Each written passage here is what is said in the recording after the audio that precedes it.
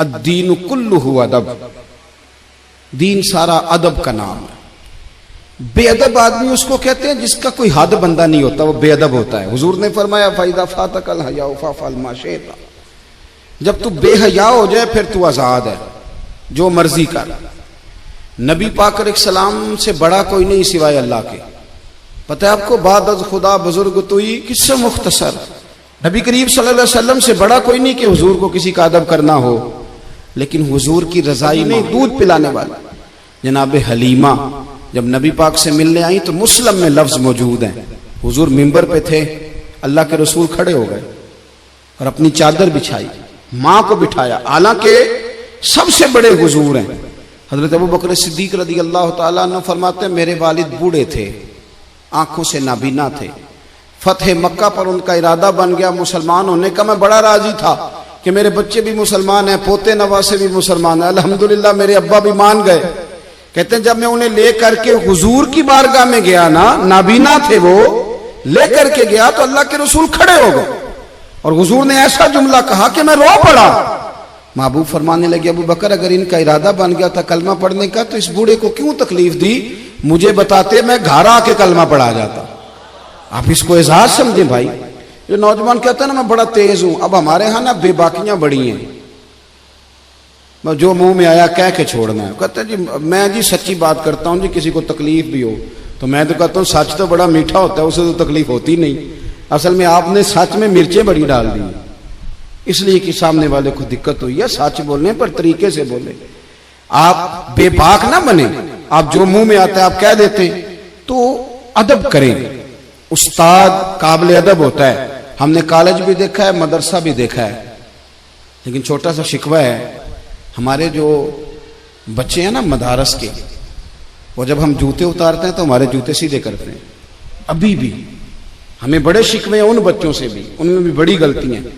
ہم جب motor cycle ہمارا استاد سویرے پڑھانے کے لیے آتا ہے تو بچے منت کرتے ہیں ایک دوسرے کی کہ لاؤ میں نے ٹاکی پھیرنی ہے استاد کی موٹر سائیکل کو، میں نے صاف کرنا۔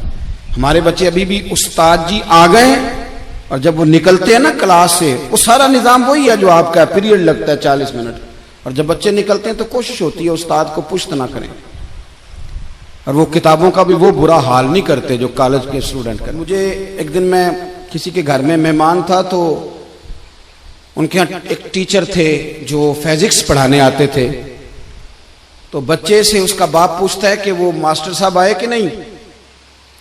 وہ کہنے لگا نہیں ابا وہ کل بھی نہیں آئے تھے۔ کہنے لگا کیوں نہیں آتا وہ؟ 5000 روپیہ ٹیوشن لیتا ہے تو آج بھی نہیں آیا وہ۔ میں نے اس کے باپ سے کہا کہ یہ اپنی چائے اٹھا کے لے جائیں، میری تو طبیعت پھیکی ہو گئی ہے۔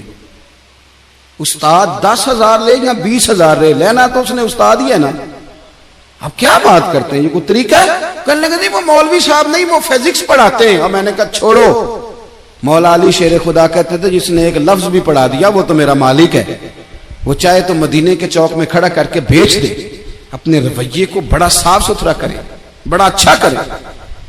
مجھے بتلائیے کہ ایک آدمی matric P T C teacher سے تعلیم حاصل کرے اور خود بعد میں وہ پی ایچ ڈی کر جائے، اس کی تعلیم ڈبل سے بھی اوپر چلی گئی تو وہ پی ایچ ڈی والا استاد رہے گا کہ نہیں رہے گا؟ تو وہ کہے استاد جی آپ تو مطلب میٹرک پی ٹی سی اور میں نے ایم اے کیا، پھر ایم فل کیا، پھر پی ایچ ڈی کیا، میں کہاں پہنچ گیا ہوں؟ ادب کرنا ہے کہ نہیں کرنا؟ ادب آپ کو ٹھنڈا رکھے گا۔ ادب والے لوگ سمٹے ہوئے ہوتے ہیں، ان کے اندر وقار ہوتا ہے۔ امام اعظم ابو حنیفہ رحمۃ اللہ علیہ ایک باغ میں بیٹھ کے کام کر رہے تھے تحریر کا، 2 شاگرد بھی ساتھ تھے۔ اب تو آپ یہ چھوٹے سے موبائل میں سارا کچھ بند کر کے رکھ سکتے ہیں، جو مرضی کھول کے۔ اس زمانے میں کتابیں ہوتی تھیں اور قلمی نسخے، بڑی کتابیں بک رہی ہیں، نوٹس بک رہے ہیں، چائیں بائیں تحقیق ہو رہی ہے۔ اسماء الرجال ایک باقاعدہ علم ہے، اگر آپ دیکھیں تو ہم بحث کرتے ہیں راویان حدیث پہ، یہ ایک پورا ایک الگ جو ہے وہ اصطلاحات ہیں مدارس کی۔ تو بڑا محنت والا کام ہو رہا تھا، چیزیں بکھری ہوئی تھی۔ اچانک نا بچے باہر باغ میں کھیل رہے تھے، نا گیند گر گئی تو وہ بچہ آ گیا گیند اٹھانے۔ اب کتنے شاگرد ہیں ساتھ، وہ سارا کچھ ہے۔ امام اعظم بچے کو دیکھ کے، بچہ 10-12 سال، فٹافٹ اٹھے، کاغذات بکھر گئے، چیزیں آگے پیچھے ہو گئی۔ اب امام صاحب دوبارہ بیٹھے، بچے کے استقبال کو ادب کو اٹھ کھڑے ہوئے، دوبارہ اٹھے، دوبارہ بیٹھے، چیزیں سمیٹی، اب کچھ کاغذ مل نہیں رہے، مسئلہ بن گیا۔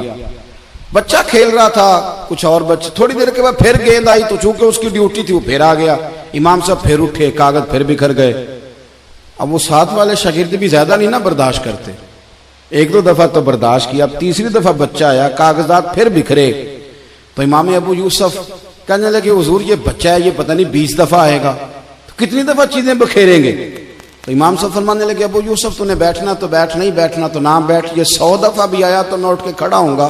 حضور کون ہے یہ بچہ؟ فرمانے لگے میرے استاد کا پوتا ہے، میرے استاد کا۔ ایک پنجابی کا مصرع ہے، اگر آپ کی سمجھ میں آ گیا تو ٹھیک ہے، نہ آیا تو پھر بھی ٹھیک ہے۔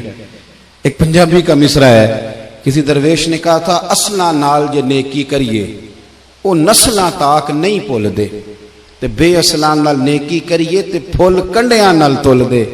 ہمیشہ اساتذہ کے تو لوگ پوتوں نواسوں کا بھی ہے، اور میں دلیل دے سکتا ہوں قرآن پاک سے، وَكَانَ أَبُوهُمَا صَالِحًا۔ ادب نہ چھوڑنا، ادب بڑی اعلیٰ چیز کا نام ہے۔ ادب والے لوگ حسن والے ہوتے ہیں، ان کے لب و لہجے میٹھے ہوتے ہیں، ان سے مل کے ماں باپ، اساتذہ، مشائخ، ہر بندہ راضی ہوتا ہے کہ یہ ادب والا ہے۔ اقبال کہنے لگے ادب پہلا کرینہ ہے، محبت کے کرینوں میں